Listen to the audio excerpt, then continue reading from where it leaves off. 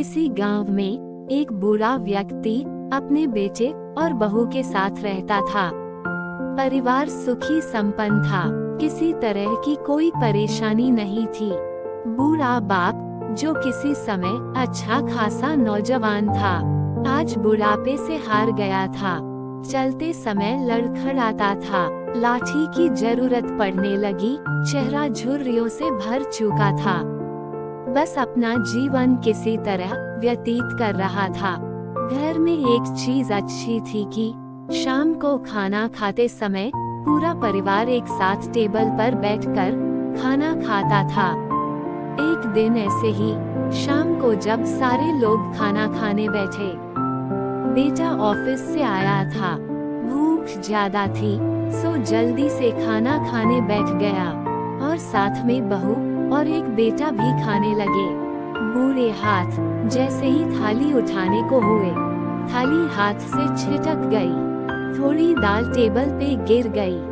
बहू बेटे ने घृणा दृष्टि से पिता की ओर देखा और फिर से अपना खाने में लग गए।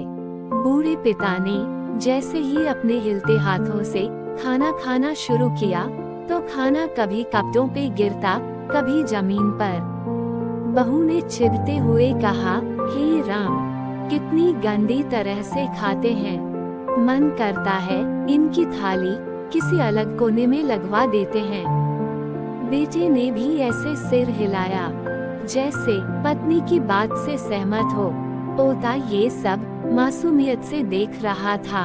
अगले दिन पिता की थाली उस टेबल से हटाकर एक कोने में लगवा दी गई।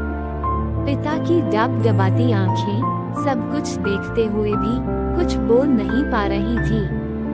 बूढ़ा पिता रोज की तरह खाना खाने लगा।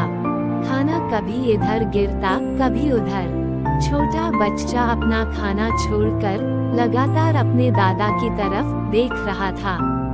माँ ने पूछा, क्या हुआ बेटे, तुम दादाजी की तरफ क्या देख रहे हो और खाना क्यों नहीं खा रहे?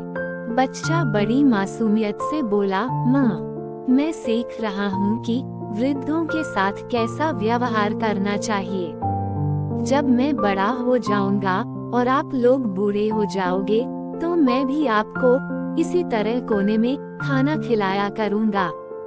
बच्चे के मुंह से ऐसा सुनते ही बेटे और बहू दोनों कांप उठे। शायद बच्चे की बात उनके मन में बैठ गई थी, क्योंकि बच्चे ने मासूमियत के साथ एक बहुत बड़ा सबक दोनों लोगों को दिया था। बेटे ने जल्दी से आगे बढ़कर पिता को उठाया और वापस टेबल पे खाने के लिए बिठाया, और बहू भी भागकर पानी का गिलास लेकर आई कि पिताजी को कोई तकलीफ ना हो। ऐसी और कहानी के लिए वीडियो को लाइक और चैनल को सब्सक्राइब करना न भूलें। धन्यवाद।